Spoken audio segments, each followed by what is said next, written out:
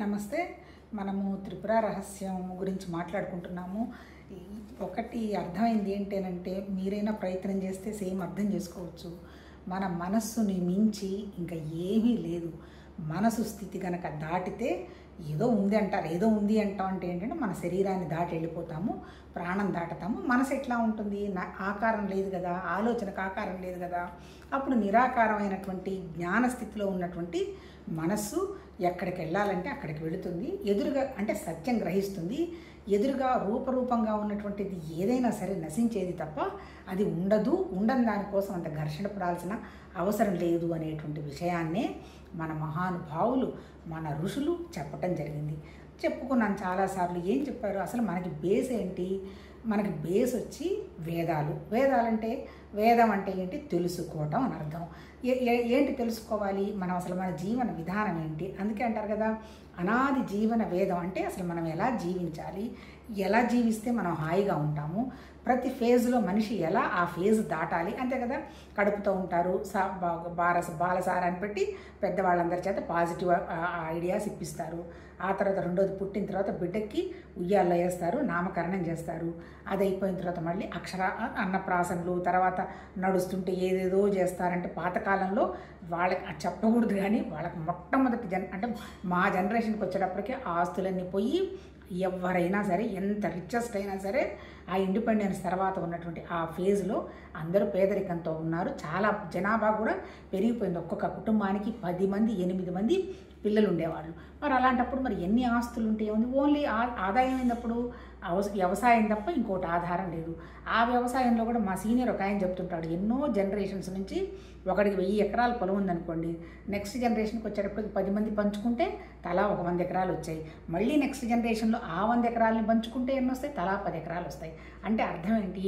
ఇలా ఈ జనరేషన్స్ గ్యాప్లో ఎక్కువ పండించుకోవటానికి పండేది ఎక్కువ లేదు. కాబట్టి అల్టిమేట్ ఏంటి? ఆ డీజనరేషన్లో పేదరికాన్ని అనుభవించారు. అంటే అప్పుడు ఆ పేదరికాన్ని అనుభవించకముందు, ఇప్పుడు నేను చెప్తున్నాను, 100,000 ఎకరాలు ఉన్నప్పుడు ఏం చేశారు? అప్పుడు ప్రతిదీ ఒక పండగలాగా చేసుకొని వాళ్ళకి ఇంకా ఎంజాయ్మెంట్కి సోర్స్ ఏముంది? నలుగురం కలవడమేగా. ఒక రేడియోలు లేవు, లేకపోతే ఇంకొక టీవీలు లేవు, ఏమీ లేవు. అప్పుడు వాళ్ళల్లోనే వాళ్ళు కలుసుకునేవాళ్ళు, వాళ్ళంతటి వాళ్ళు హాయిగా తినేవాళ్ళు, ఏదో సరదాగా గడిపేసేవాళ్ళు. అందుకే చిన్నప్పుడే పెళ్ళిళ్ళు చేయడం, బొమ్మల పెళ్ళిళ్ళు లాగా అదంతా పాపం ఒక సరదాగా గడిపోయింది. ఒక జనరేషన్ వచ్చేటప్పటికి అంటే 1960s ఆ ప్రాంతంలో విపరీతంగా జనాభా పెరిగిపోయింది. పేదరికము ఇంకా ముందు అంటే ఇండిపెండెన్స్ వచ్చినటువంటి ఆ ఫేజ్లో అప్పుడు ఏమైపోయింది? ఇంక ఇవన్నీ కొంచెం అంటే నేను చెప్పదలుచుకున్నానంటే అవన్నీ తగ్గిపోయి ఏదో చేసామని శాస్త్రోక్తంగా చేసుకుంటూ పోయింది. ఇప్పుడు నేను చెప్తున్నది ఏంటి? అలా శాస్త్రోక్తంగా చెయ్యాలి అంటే చాలా డబ్బులు కావాలి. అలా అంటే ఏంటి? ఆ డబ్బులు ఎవరి దగ్గర ఉన్నాయి? ఎప్పుడు రాజులు, వాళ్ళకి సలహాలు ఇస్తున్నటువంటి వాళ్ళ దగ్గర ఉన్నటువంటి మంత్రులు, అంటే సేనాధిపతులు. అంటే అప్పుడు ఇప్పుడు కూడా మనిషిని నడిపిస్తున్నది అల్టిమేట్గా ధనమే. ఆ ధనం కొంతమంది ఏం చేస్తారు? ఇట్లా ఏదో యజ్ఞాలు యాగాలు చేసి నలుగురికి ఉపయోగపడాలనేటువంటి విధంగా కొంతమంది ఉపయోగపెడితే, కొంతమంది వాళ్ళ స్వార్థం కోసం ఏదో చెప్తారు కదా, మామూలు పిచ్చి పిచ్చి వేషాలు వేసుకుంటూ గడపటం జరిగింది. అల్టిమేట్ ఏంటి? వేదాలు చెప్పింది ఏంటి? మనం ఎలా జీవించాలో చెప్పింది. అంటే కర్మకాండ. కర్మకాండ ఏంది? మన దగ్గర ఉన్నవి రెండేనబ్బా. ఒకటి మన దగ్గర ఆలోచన ఉన్నది, జ్ఞానం ఉన్నది. 2 మన దగ్గర ప్రాణం ఉన్నది. ఆ ప్రాణము జ్ఞానం కలిస్తే మన దగ్గర శరీరం ఉంది. మన ఋషులు గ్రహించింది కూడా ఇదే. అంటే ఏంటి? కాకపోతే ఏంటి? నిద్రలో మనం నిద్రపోతున్నప్పుడు మన ఎవరో మనసు లేకపోయినా మన ప్రాణం ఉంది, మనం పనిచేస్తున్నాం. కాబట్టి ఈ 3 స్థితులు ఏంటి? నిద్ర లేచిన తర్వాత, నిద్రపోతున్నప్పుడు, నిద్ర దాటిన తర్వాత కూడా ఏదో ఒక శక్తి అయితే ఉన్నది. ఆ శక్తి లేకపోతే, ఆ శక్తికి విపరీతమైన ఇంటెలిజెన్సు, జ్ఞానం లేకపోతే సృష్టి ఇలా ఉండదుగా. ఇప్పుడు భూమి మీద చెట్లు పెరగడానికి నీళ్లు పెరగడానికి సూర్యుడు, అంతే కదా. చెట్లు పెరగడానికి ఆకాశం, వేడి కావాలిగా, వేడి. ఆ తర్వాత గట్టిగా కుదించుకోకుండా కొద్దిగా గొప్ప గాలి తర్వాత ఇవన్నీ ఉండడానికి ఆకాశం ఉంది కదా. ఆకాశం ఉంది కదా. ఆకాశం ఎట్లా ఉంది? ఖాళీగా ఉంది. అన్నీ ఎందులో ఉన్నాయి? ఆకాశంలో ఉన్నాయి.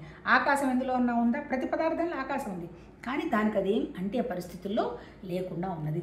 మరి ఇదంతా ఎలా జరుగుతున్నది? సృష్టి చీమ నుంచి మన మనుషుల వరకు, తర్వాత ఏనుగు దగ్గర నుంచి చీమ నుంచి అందరికి, అన్ని జీవులకి ఆకలి ఉన్నది, దప్పికున్నది, సృష్టి క్రియేట్ చేసేటువంటి శక్తి ఉన్నది. అంతే కదా భూమి మీద. ఆ ప్రతి జీవికి ఉంది కదా. అంటే ఏంటి, సర్వత్రా ఒక జ్ఞానం అయితే ఏదో ఉన్నది, ఒక నియతి ప్రకారం సృష్టి నడుస్తున్నది. అంటే ఈ సృష్టి అంతా సృష్టించినటువంటి మేధా సంపత్తి, తెలివితేటలు, ఇంటెలిజెన్స్, జ్ఞానం అదేదో ఉన్నది. మరి ఎక్కడుంది ఆ జ్ఞానం? ఒకే చోట కూర్చొని ఉందా? ఏమీ లేదు, అన్ని చోట్ల మనకు కనపడుతోందిగా. చెట్టును చూస్తే చెట్టు జ్ఞానం ఉంది, నీళ్లు పోస్తే కళకళలాడుతున్నట్టు ఉంటుంది. 2-3 రోజులు నీళ్లు పోసి మనకు కనపడకపోతే బిక్క పెట్టుకున్నట్టుగా మనకే తెలిసిపోతుంది. అంటే ఇక్కడ ప్రాణం ఉంది. అట్లాగే అన్నీ ఉంటాయి మన శరీరంలో, పంచభూతాలు ఉన్నాయి, నోరు, ముక్కు, కళ్ళు, చెవులు ఉంటాయి. ఆ శరీరంలో నుంచి ప్రాణం, మనసు వెళ్ళిపోవడంతో పడేస్తే కట్టెలాగా ఉంటుంది. 2 రోజులు వచ్చిన తర్వాత దాన్ని ఏమంటారు, ఆ శరీరం వాసన కొట్టడం మొదలెట్టి ఆ తర్వాత మళ్ళీ మట్టిలో కలిసిపోయే టయానికి పురుగులు వచ్చేటువంటి పరిస్థితి వచ్చింది. అంటే ఏంటి, సృష్టి మళ్ళీ లయము, అంతే కదా. సృష్టి వచ్చినప్పుడు ఎలా వచ్చింది, పసిబిడ్డలాగా వచ్చిన సృష్టి మళ్ళీ యంగేజ్ వచ్చింది, ఓల్డ్ ఏజ్ వచ్చింది, మళ్ళీ కలిసిపోయింది, మళ్ళీ భూమిలో కలిసిపోతుంది. అంటే ఏంటి, దానికే వీళ్ళు మన ఋషులు ఏం చెప్పారు, సృష్టి వస్తోంది, సృష్టి ఉంటుంది, సృష్టి వెళ్ళిపోతుంది. దీనికే సృష్టి, స్థితి, లయ అని. వాళ్ళకి ఏమి కనపడితే అవి వాళ్ళు కొద్దో గొప్ప భగవతత్వ. అంటే ఇప్పుడు నేను చెప్తున్న ఈ మేధా సంపత్తి అంతా ఎక్కడిది, కొన్ని లక్షల సంవత్సరాల నాటిది.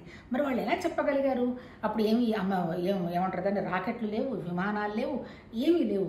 కానీ ఇన్ని గ్రహాలు ఉన్నాయని కనిపెట్టారు, ఇన్ని తెలిసారు. ఎట్లా అంటే వాళ్ళు ఆ భగవతత్వంతో ఒక స్థితితో ఉండి విషయాన్ని అర్థం చేసుకున్నారు. వాళ్ళని ఎవరన్నారు, ఋషులు అన్నారు.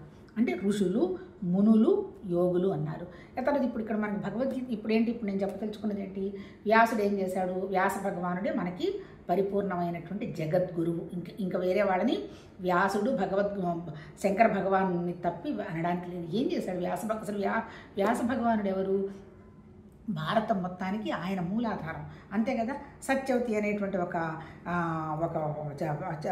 మామూలు బెస్తకన్య పడవలో అటు ఇటు మనుషుల్ని తీసుకెళ్తున్న టైంలో పరాశరుడు అనేటువంటి ఒక మునీశ్వరుడు పోతూ ఉన్నప్పుడు ఆయనకి ఏదో ఆమె మీద వ్యామోహం, ఏదో ప్రేమ. ఎందుకంటే ప్రకృతే కదా, శరీరం ఉన్న తర్వాత ఋషులది అదే చెప్పదలుచుకున్నారబ్బా వాళ్ళ మహానుభావులు.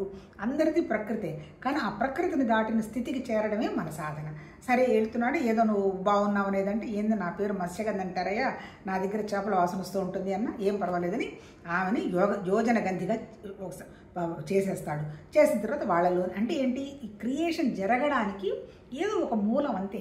అంటే వాళ్ళు ఏదో వ్యామోహంతో ఉన్నారా, పిల్లలు పుట్టారా, ఇవన్నీ తీసి పక్కన పడేస్తే క్రియేషన్ మేనిఫెస్ట్ కావాలిగా.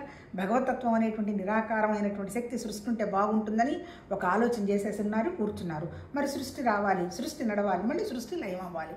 ఆ టైంలో వ్యాస భగవానుడు వచ్చి దండం పెట్టి, అమ్మ నువ్వు ఎప్పుడు పిలిస్తే నేను అప్పుడు వస్తాను అని వెళ్ళిపోతాడు. అంటే ఏంటి, పుట్టుకతోనే ఆ మహానుభావుడు సన్యసించి జ్ఞానస్థితిలో ఉన్నటువంటి వాడు. అంటే ఇప్పుడు నేను చెప్పదలుచుకున్నది ఏంటి అంటే, ఆ జ్ఞానంలో ఉన్నటువంటి ఆ మహానుభావుడు అక్కడ ఉంటున్నప్పుడు, సరే భారత కథ మనందరికీ తెలుసు. తర్వాత ఆయన ఎవరు, భీష్ముడు తండ్రి చేసుకుంటానన్నాడు, వద్దు నాకు రాజ్యంలో నా కొడుకులే ఉండాలి అన్నప్పుడు ఇంకా భీష్ముడు పెళ్లి చేసుకుని ప్రతిజ్ఞ చేశాడు. ఆ తర్వాత కొన్నాళ్ళు అయిపోయిన తర్వాత ఆయనకు 3 పిల్లలు పుట్టారు. ఎవరు వాళ్ళు, కార్తవీర్యుడు, వీర్యార్జునుడు, ఇంకొకడు ఎవరు పుట్టిన తర్వాత ఇంకా సరే ఇప్పుడు భీష్ముడే పైన ఉన్నాడు, పరిపాలన చేస్తూ ఉన్నాడు. తర్వాత కొన్నాళ్ళు అయిపోయిన తర్వాత వాళ్ళు చనిపోయిన తర్వాత వాళ్ళ భార్యలు అంబిక, అంబాలిక అనేది ముగ్గురు ఆడవాళ్ళు ఉన్నారు.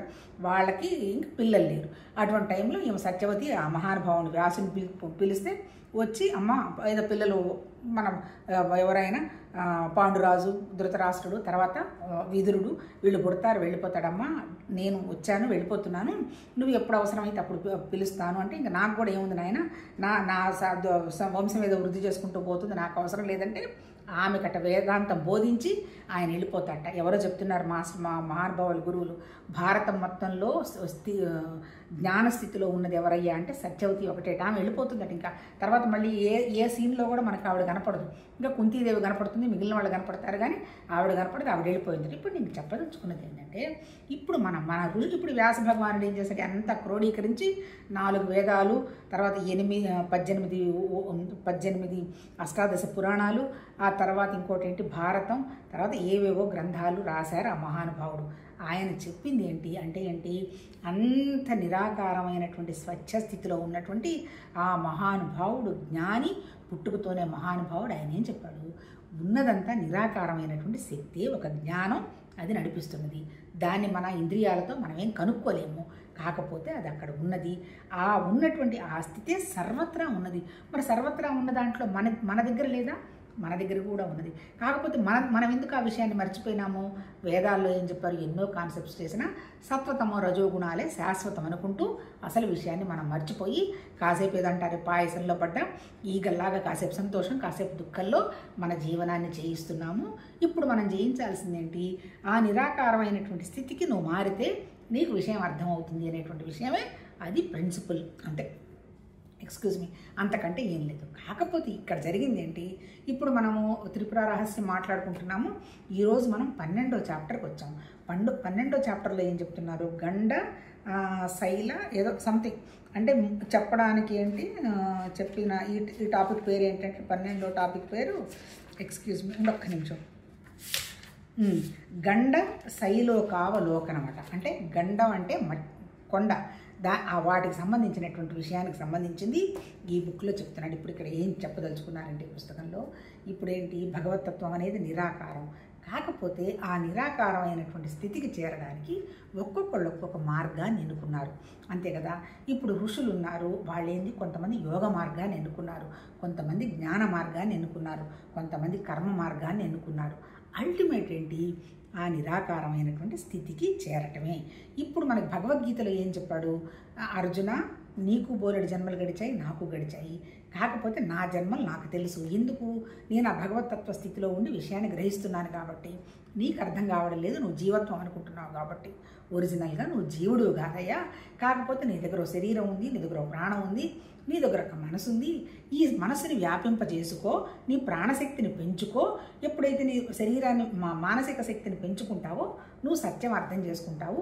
దానికి నీ దగ్గర ఉన్నటువంటి సోర్స్ ఏంది? నువ్వు ఇంకా జ్ఞానస్థితికి చేరలేదు కాబట్టి కర్మయోగం చెయ్యి. కర్మ వేరు, కర్మ అనుష్ఠానం వేరు, కర్మ యోగం వేరు. కర్మ అంటే ఏంటి? మనం రోజు చేసేటువంటి వండుకుంటాం, తింటాం, నైమిత్తిక కర్మలు, ఏదో దేవుడికి పూజ చేస్తాం, ఇవన్నీ కూడా నిత్య నైమిత్తిక కర్మలు. అంటే మనం శరీరం ఉన్నంత వరకు అవి చేసుకుంటూ పోయేవి. రెండోది ఏంటి? కర్మ అనుష్ఠానం. అంటే దాన్ని గట్టిగా పట్టుకొని దాన్ని ప్రాసెస్ చేసుకుంటూ పోతాం. అది కర్మయోగం. అంటే ఏంటి? మనతో మనం కలిసి చేసేది. ఎందుకు మనతో మనం కలిసి చేసేది? మనం ఎవరు? కేంద్రము, మూలము, స్వరూపము, ఆత్మ, జ్ఞానము అంతా ఇక్కడే ఉంది, బయట ఏమీ లేదు. ఇప్పుడు నేను చేస్తున్న ప్రతి పని నా జ్ఞానస్థితిలో ఉండి చేశాననుకో, నా జ్ఞానస్థితి అంటే నేనే భగవతత్వ స్థితి, నేనే పరమాత్మ స్థితి. ఆ స్థితిలో కనుక చేశాను అంటే నా శరీరానికి సంబంధించినటువంటి వ్యామోహం, కోరికలు కొద్దిగా తగ్గడం మొదలు పెడతాయి. ఎందుకు? ఆ అంటే నాతో పాటు ఉన్నటువంటి ఆ భగవతత్వానికి నా సేవ జరుగుతూ ఉన్నప్పుడు నాకు దానికి తేడా లేదు అనేటువంటి విషయాన్ని మనం గ్రహిస్తాం. అంటే కర్మ వల్ల మనకు వచ్చేది ఏంటి? మనస్సు నిశ్చలం అవుతుంది. ఎందుకు నిశ్చలం అవుతుంది? స్వార్థం తగ్గుతుంది, గుడ్నెస్ పెరుగుతుంది, మనసుకు వ్యాకోచం పెరుగుతుంది. ఎప్పుడైతే మనసు వ్యాపించటం మనస్సు ఇంకా చెప్పాలంటేనబ్బా, మనసు, బుద్ధి, చిత్తం, జ్ఞానం అన్ని ఆలోచనలు, భావాలే. అదే విషయాన్ని మహానుభావుడు ఇప్పుడు మనకి చాప్టర్లో చెప్పపోతాడు. జస్ట్ భావాలు, అంతకంటే ఏం లేదు. ఇప్పుడు నేను చాలా బాగున్నానండి, చిన్నప్పుడు భలే ఆడుకున్నామండి అంటాం. అప్పుడు మనం ఎంత ఆడుకున్నాం అనేటువంటి విషయం మనకు తెలుసు, అంతే కదా.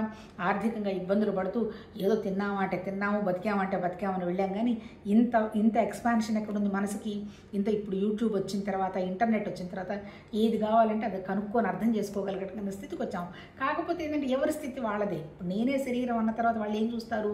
శరీరానికి సంబంధించి చూస్తూ ఉంటారు. కాదు, నా దగ్గర ఒక ప్రాణశక్తి ఉంది, నా దగ్గర మనసు ఉన్నప్పుడు నేను ఎలా ఉంటాను? నా మనసుని ఎట్లా ఎక్స్పాండ్ చేసుకోవాలా? నా మనసుని ఎక్స్పాండ్ కాకుండా ఆపుతున్నది ఏందనే కదా నేను గ్రహిస్తాను. అంటే ఏంటి? ఎప్పటికప్పుడు ప్రతి నిమిషం ఈ ప్రపంచం అంతా మారిపోతూ ఉంది. మారకుండా ఉన్నది ఒక జ్ఞానం, ఒక భగవతత్వం ఒకటే మారడం లేదు. అది మన దగ్గరే ఉన్నది, అవుట్ సైడ్ ఏమీ లేదు అని మళ్ళీ ఇక్కడ కూడా ఈ 12వ చాప్టర్లో కూడా ఇప్పుడు చెప్పదలుచుకుంది ఏంటి? కర్మయోగం అన్నాడు. ఆ తర్వాత ఇంకొకళ్ళు ఎవరు? రాజయోగం లేదు ధ్యానయోగం అన్నారు. అంటే ఇక్కడ దాన్ని ఏంటి? ఇప్పుడు మన శరీరం మీద పనిచేసి మనసును నిశ్చలం చేసుకున్నాం. ఇప్పుడు భక్తి, యోగము, ధ్యానము ఇవన్నీ కూడా ఇక్కడ మనసు మీద పనిచేసుకుంటాం. ధ్యానంలో ఏంటి? భగవతత్వం నా దగ్గరే ఉందనేటువంటి భావంతో కూర్చుంటాం. ఎక్కడ అబ్జర్వ్ చేస్తాము? మన ప్రాణం మీద అబ్జర్వ్ చేస్తాం. ఎప్పుడైతే ప్రాణం మీద మనసు పెట్టామో మన ఆలోచనల వరవడి తగ్గుతుంది. ఎప్పుడైతే ఆలోచనల ఫ్రీక్వెన్సీ తగ్గిందో మనం వండర్ఫుల్గా ఉంటాం. తర్వాత ఏ ఆలోచన చేస్తే మన ఆలోచనల ఫ్రీక్వెన్సీ తగ్గుతుంది? ఒక్క ఆలోచనతోనే దానికి కంటిన్యూషన్ ఆఫ్ థాట్స్ లేవు. ఏంటి ఆలోచన? ఇప్పుడు నేను గురుదేవా అనుకున్నాను, లేదు ఒక ఓం నమ శివాయ అనుకున్నాను, లేదు అంటే ఓం అమ్మవారు అనుకున్నాను. దాని తర్వాత ఏం థాట్ ఉంది? ఏమి లేదు, అక్కడ థాట్ ఆగిపోతుంది. వస్తే వేరే థాట్స్ రావచ్చు, కానీ దేవుడికి సంబంధించిన థాట్ కంటిన్యూషన్ లేదు. అంటే అప్పుడేంటి, ఆ భగవతత్వ ఆలోచనలో మనసు నిలబడుతుంది. భగవంతుడిని ఎవరు చూడలేదబ్బా. నిజం చెప్పాలంటే భగవంతుడు ఉన్నాడో లేదో, ఇలా ఉన్నాడని చెప్పిన వాళ్ళు లేరు. వాళ్ళ భావానికి అనుగుణంగా వాళ్ళు దర్శించారు, జస్ట్ భావాలే. ఇప్పుడు చెప్పదలుచుకున్నది ఏంటి? ప్రతిదీ భావమే. ఇప్పుడు భగవతత్వం నా దగ్గరే ఉందనేటువంటి భావం నేను పెట్టుకున్నాను అనుకోండి, అప్పుడు భౌతికంగా ఉన్నటువంటి భావం మీద నాకు నమ్మకం పెద్ద ఇంట్రెస్ట్ ఉండదుగా. ఇక్కడే నా భావం ఉంది కదా, దీనికి అనుగుణంగా వెళ్ళిపోతూ ఉన్నాను అనుకోండి, నేను ఆ భావం అయిపోతా. మన మహానుభావులు చెప్పింది అదే. ఆ తర్వాత తర్వాత మామూలు ఇప్పుడు మన భౌతికానికి సంబంధించిన థాట్ ఆలోచన చేద్దాం. ఇప్పుడు మేము బయటకు వెళ్తున్నాము, ఏం తిందాము, దోశ తిందామా, చపాతీ తిందామా అని ఒక ఆలోచన వచ్చింది. అయ్యో చపాతీ చేస్తే ఏం చేయాలి, కూర ఉండాలి, కర్రీ లేకుండా చపాతీ ఎలా తింటాము, ఆ పోనీలో దోశ చేద్దాం. ఆ దోశకి ఏం చేద్దాం, దోశ మాత్రం చట్నీ లేకుండా ఎలా తింటాం, మధ్యాహ్నం దాకా తినకుండా ఉండాలి కదా, ఆ పోనీలో ఫ్రిడ్జ్లో ఆ చట్నీ ఉంది కదా, ఈ చట్నీ ఉందా అని ఒక థాట్కి దాన్ని పెంచుకుంటూ పోతాం. మధ్యాహ్నం దాకా అన్నం తినం కదా, ఇది కూడా తినేసాయి, ఇది కూడా పెట్టుకుపోదాం. అంటే ఏంటి? Continuity of thoughts. వేరియస్ భగవతత్వానికి కంటిన్యూటీ ఆఫ్ థాట్ లేదు, ఒక థాట్తో ఆగిపోతాం. ఇప్పుడు ఇక్కడ దీంట్లో చెప్పింది ఏంది? యోగం అంటే ఏంటి? తపస్సు అన్నాడు. తపస్సు అంటే ఒకే ఆలోచన పెట్టడం, అంతకంటే ఇంకేం లేదు. ఒకే ఆలోచన ఏంటి? మనకు తెలియనటువంటి ఒక జ్ఞానస్థితి ఉంది, భగవతత్వం ఉంది, మనకి సృష్టికర్త కనపట్టలేదు, సృష్టి వండర్ఫుల్గా ఉంది, అంతే కదా. ఒక సూర్యుడు, ఒక చంద్రుడు, నేల, నీళ్ళు, అగ్ని, వాయువు, ఆకాశం, మన మనసు, మన బుద్ధి, మన అహంకారం, మనలాంటి జీవులు, మనకు సంబంధం లేని జీవులు, చెట్లు, ఇంత వండర్ఫుల్ సృష్టిలో ఎలా జరిగింది ఈ సృష్టి అనేటువంటిది మనకి తెలియడంలా. ఆ సృష్టి కావడానికి కారణం ఒక జ్ఞానం, ఒక నాలెడ్జ్, ఒక ఇంటెలిజెన్స్. ఎక్కడుంది? అంతా ఉంది అని చెప్పాడు. మరి పనంతా చేస్తున్నది ఎవరు? ఆ జ్ఞానానికి వచ్చినటువంటి ఆలోచన వల్ల మన దగ్గర ఉన్నటువంటి ఒక ప్రాణం, ఒక క్రియ ఆలోచన చేసి శరీరం ద్వారా జరుపుకుంటూ పోతుంది. ఇప్పుడు మన ఋషులు చెప్పింది ఏంటి? శరీరం, మన మనస్సు, దానికి కారణం అంతఃకరణ అన్నాడు. అంతఃకరణ కారణ శరీరం, స్థూల శరీరం, సూక్ష్మ శరీరం, కారణ శరీరం. స్థూల శరీరం గ్రాసు, ఆది భౌతికం. సూక్ష్మ శరీరం మన మనసు, మన ప్రాణం, అది కనపడదు. వీటికి కాకుండా ఉన్నటువంటిది ఒక అల్టిమేట్ ఒక కారణ శరీరం ఉంది. అందుకని వేదాల్లో ఏం చెప్పినా మన గురించే చెప్పారు.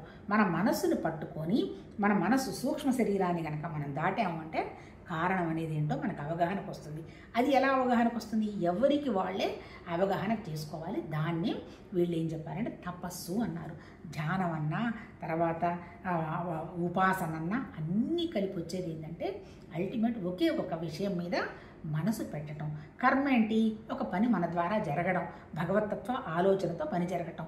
ఉపాసన అనన్య భక్తి, ఉన్నదంతా ఒకటే జ్ఞానం, అది తప్ప ఇంకొకటి ఏమీ లేదు అనేటువంటి కేంద్రం మీద, మూలం మీద, లేదంటే జ్ఞానం అనండి, పరమాత్మ అనండి, బ్రాహ్మణ్ అనండి, భగవాన్ అనండి, ఇన్ఫినిట్ అనండి, భూమ అనండి, అబ్సల్యూట్ అనండి, చలనం లేదనండి, గుణాలు లేననండి, కదలదనండి, అన్నీ చెప్పిన ఒకటి అని మన యునానిమస్గా అందరూ ఋషులు చెప్పింది. అది అంటే అర్థం ఏంటి? ఈ శరీరం, మనసు, ప్రాణం దాటిన దాన్ని వాళ్ళ అనుభవంలోకి తెచ్చుకున్నారు తప్ప వాళ్ళు ఇలా ఉందని చెప్పడానికి లేదు. ఎందుకంటే సాకారాన్ని అయితే చెప్పగలుగుతాడు. ఇదిగో సెల్ ఫోన్ ఇలా ఉంది, ఇది మంచి సెల్ ఫోనా, పిచ్చి సెల్ ఫోనా అని నాకు భౌతికంగా ఒక వస్తువు ఉంది కాబట్టి చెప్తాం. కానీ లోపల ఉన్నటువంటి దాని కెపాసిటీ ఎలా తెలుస్తుంది? బ్రహ్మాండమైన ఫోన్ తీసుకొచ్చి అక్కడ పెట్టిన ఫట్టుమని పోయిందనుకోండి, దాన్ని లోపలికి తీసుకెళ్ళి ఏం జరుగుతుంది అనేటువంటి చెప్పే స్థితి మనకు లేదు. పోనీ అసలు ఈ సెల్ ఫోన్ ఎలా తయారైంది, కారణం ఏంటి అనేది అంతర్గతం. ఏం చెప్పినా ఈ మూడే ఉన్నాయి. అందుకని ఇప్పుడు ఇక్కడ చెప్పింది ఏంటి? సరే అది అయిపోయింది. అంటే ఏంటి? ఒకే ఒక విషయం మీద మనసు పెట్టడం ఉపాసన, భక్తి. తర్వాత మనసును నిశ్చలం చేసుకోవటం కర్మ. జ్ఞానం అంటే ఏంటి? అల్టిమేట్గా ఉన్న జ్ఞానం తప్ప ఇంకేమీ లేదయ్యా, అది సర్వత్రా ఉన్నది. ఈ శరీరం నడుస్తున్నది అంటే పంచభూతాల ఆధారంగా నడుస్తుంది, మన మనసు బుద్ధి ఆధారంగా నడుస్తుందని మహానుభావులు చెప్పి ఇప్పుడు ఇక్కడ చెప్పింది ఏంటి? ఇప్పుడు ఎంత చెప్పినా మన ఋషులు ఏం చెప్పారు? అన్నిటినీ టచ్ చేసి అల్టిమేట్ అని తీసుకెళ్లారు. ఇప్పుడు ఇక్కడ చెప్తున్నది ఏంటి? మన శరీరాన్ని దాటి మనసుని గనక మనము అంటే ఒక మనస్సుని ఒక నిశ్శబ్దమైన స్థితికి గనక మనం తీసుకెళ్తే ఒక తపస్సు వల్ల వాళ్ళకు కొన్ని సిద్ధులు వస్తాయని చెప్తున్నాడు. ఇప్పుడు చెప్పింది ఏంటి? 12వ చాప్టర్లో నిజం చెప్పాలంటే యోగుల గురించి చెప్పాడు, ఋషుల గురించి చెప్పాడు. ఈ ఋషులు ఏంటి, ఎలా వాళ్ళ మనసుని దాటి ఉన్నవి ఎలా సృష్టించారు, తర్వాత మన భావాలకు అనుగుణంగా మనం ఎలా సృష్టించుకుంటాము, ఈ అనవసరమైనటువంటి భావాలను మనం ఎలా దాటితే మనం ఎలా ఉంటాము అని చెప్పుకున్నాం కదా చాలాసార్లు. ఈ ప్రపంచం అంతా ఒక నాటకం అన్నాడు. అంటే ఏంటి, రామలీల కృష్ణలీల అంటే ఏంటి, శాశ్వతం ఏది కాదు, మెజర్ చేయొచ్చు. 50 ఏళ్ల నాడు ఒక రకంగా ఉంది, ఇప్పుడు ఒక రకంగా ఉంది, తర్వాత ఉంది. ఇక్కడ కూడా 120 కోట్ల సంవత్సరాల తర్వాత కూడా ఎలా మారింది అని చెప్తాడు. అంటే ఏంటి, మరి ఎన్ని కోట్ల సంవత్సరాల నాడు ఉన్నాయో మనకు తెలియదు. ఈ పుస్తకం రాసింది ఇప్పుడు సుభేదనుడు అనే ఆయన రాశాడు, మరి అది సంస్కృతంలో రాశారు, మరి అది ఎప్పుడు రాశారో తెలియదు. మరి వాళ్ళు ఏంటి అంటే ఏంటి, సూర్యమండలం చంద్రమండలం వాటిలోకి ఒక సూక్ష్మ శరీరం ఎలా వెళ్ళి వాటిని చూడగలుగుతుంది, ఇవన్నీ చెప్పటం జరిగింది. ఈ కథ ఉంది. ఏంటి కథ, సుందరపురం అనేటువంటి ఒక రాజ్యం ఉంది. ఆ రాజ్యంలో 2 అన్నదమ్ములు ఉన్నారు. ఆ పెద్దవాడు ఏం చేస్తున్నాడు, బ్రహ్మాండమైన వ్యక్తి, మంచిగా ఉన్న ఆయన అశ్వమేధ యాగం చేయదలుచుకొని, అశ్వమేధ యాగం చేయడం అంటే అర్థం ఏంటి, వాళ్ళు ఒక యాగం చేస్తారు, ఈ గుర్రాన్ని అన్ని చోట్లకి పంపిస్తారు, ఏ ప్లేస్ అది ఆక్యుపై చేసుకొని వస్తే వాళ్ళ దాని కింద లెక్క అనమాట. అందుకని ఎవరు గుర్రం జోలికి రారు, దాని వెనుకున్న సైనికుల జోలికి వెళ్ళరు. ఈ అశ్వమేధ ఈ గుర్రాన్ని పట్టుకొని రాజకుమారులు వెళ్ళి, ఈ రాజుకు తమ్ముడు పేరు మహాసేనుడు అనేటువంటి ఉంటాడు, ఆయన కొంచెం జ్ఞాని అనమాట. సరే ఆ పట్టుకొని వెళ్ళిన తర్వాత అక్కడ ఒక ఆశ్రమంలో ఒక మునీశ్వరుడు కూర్చొని తపస్సు చేసుకుంటూ ఉంటాడు. ఆయన్ని పట్టించుకోకుండా వీళ్ళ గుర్రం వెనక వెళ్ళిపోతూ ఉన్నారు. కానీ ఆయన కొడుకున్నాడు, మా నాన్నకి రెస్పెక్ట్ ఇవ్వకుండా పోతున్నారా ఏంటి నీ వ్యవహారం అని సైనికులందరినీ చంపేసి ఈ గుర్రాన్ని ఈ రాజకుమారుల్ని ఈ కొండ లోపలికి తీసుకొని వెళ్ళిపోతాడనమాట. సరే నార్మల్గా ఎవరో సైనికులు ఉంటారుగా, వాళ్ళు ఒకళ్ళు 2 బతికిన వాళ్ళు వెళ్ళి వాళ్ళు రాజుకు చెప్తారు, ఇదిగో నాయన రాజా ఇలా జరిగింది. అయ్యయ్యో ఋషులతో ఎందుకు పెట్టుకున్నారు అంటే, ఏంటప్ప ఎంతసేపటికి తపస్సంపన్నులకి స్వార్థం లేని వాళ్ళకి మనం ఎంత విలువిస్తాము అని మన ఆచారాల్లో చెప్పటం జరిగింది. అంతకంటే ఇంకా ఏం లేదంటే ఏంటి, ఏ కోరిక లేకుండా ఊరికి కూర్చొని సమాధి స్థితిలో ఉన్నాడు అంటే ఏంటంటే ఒక ధ్యాన స్థితిలో ఉన్నాడు. ఉన్న వాళ్ళకి చాలా శక్తులు ఉంటాయి, సిద్ధులు ఉంటాయి అంటారు.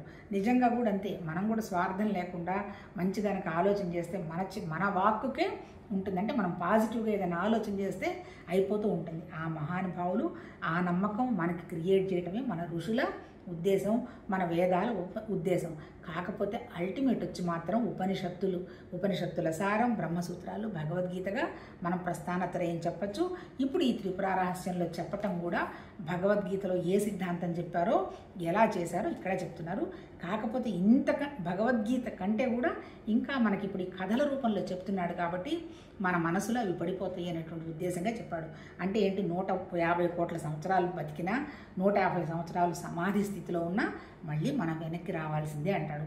అంటే ఈ ఉద్దేశం ఏంటి, మనం ఉన్నటువంటి శరీరాన్ని వర్తమానంలో భగవతత్వం అనేటువంటి నా దగ్గరే ఆ జ్ఞానం ఉందని కనుక మనం ప్రాసెస్ చేయగలిగితే మనం వండర్ఫుల్గా ఉంటాము అనేటువంటి విషయమే ఇక్కడ కూడా చెప్పదలుచుకున్నది.